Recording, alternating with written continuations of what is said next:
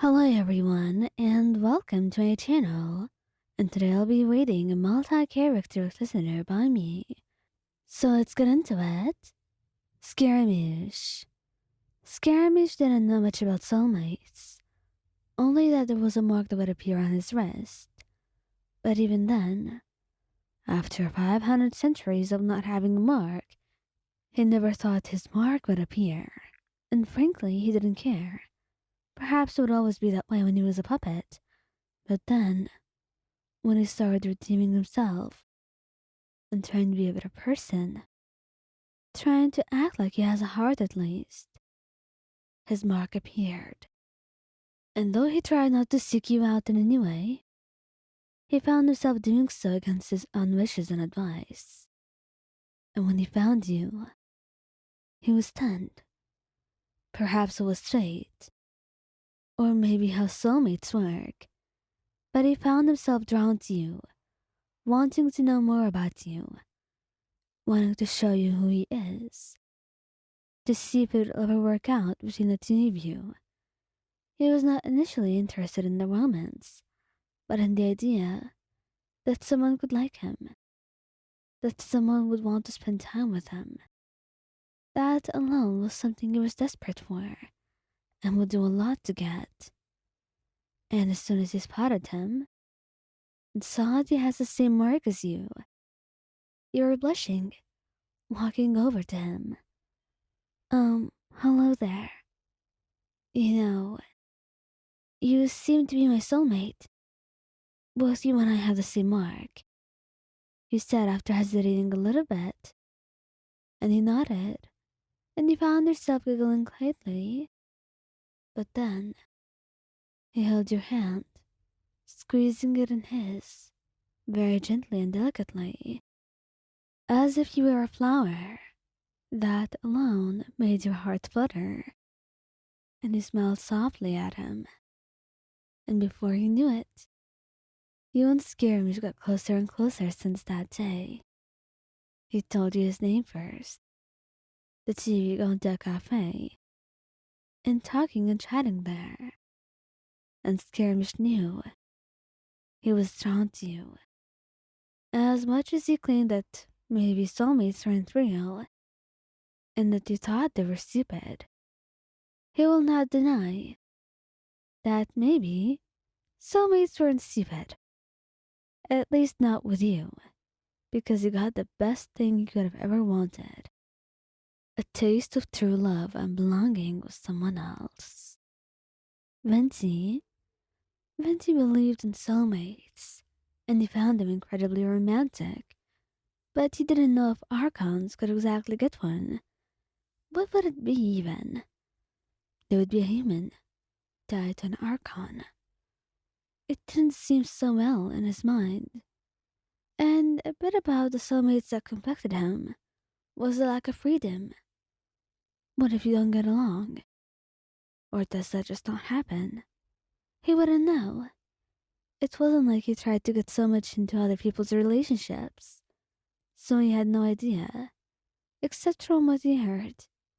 Bits and pieces every now and then, but from what it seemed like, you're not limited to loving your soulmate, but it's the best person for you, the person you're meant to love and adore.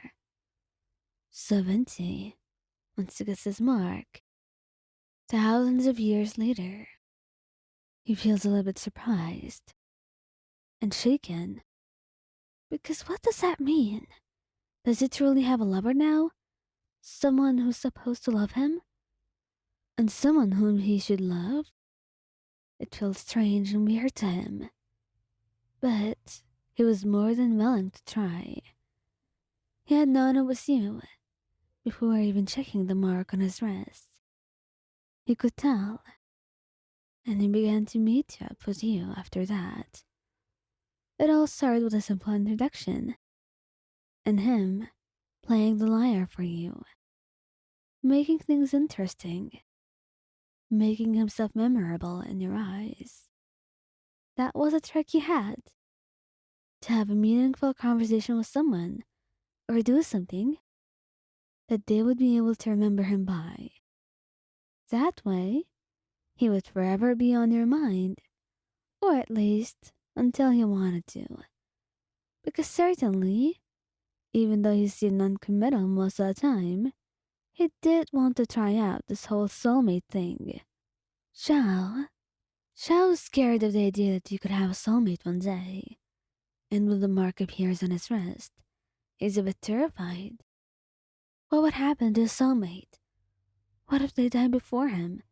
Well, surely that will be the case somehow, either because of battle or because they would be human, cursed with a fragile life, perhaps maybe blessed, because they wouldn't see much of the things that are to come, the bad things and the struggles that laid in a long, long life.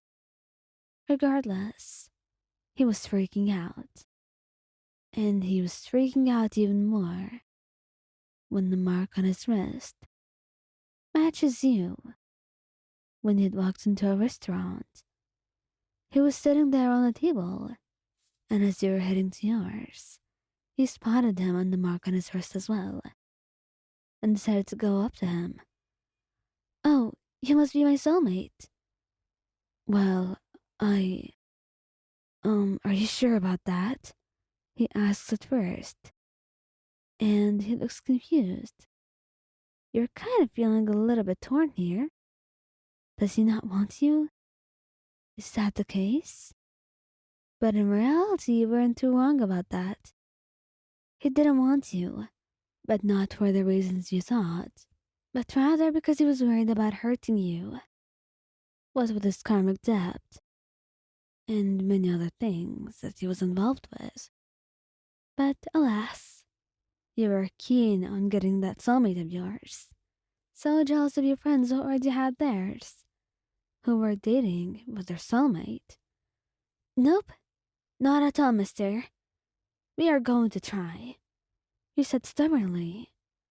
And though maybe any other day he would have been annoyed by that kind of behavior, perhaps even called you entitled, and argued with you, somehow he felt charmed by that personality, that boldness of yours, that told him a lot about how things would be if he tried this with you. And honestly, maybe he needed someone like that in his life. Someone who was not afraid of taking charge when need be. So, maybe he will try, just to see how things turn out. And later on, he does not regret it, not one bit.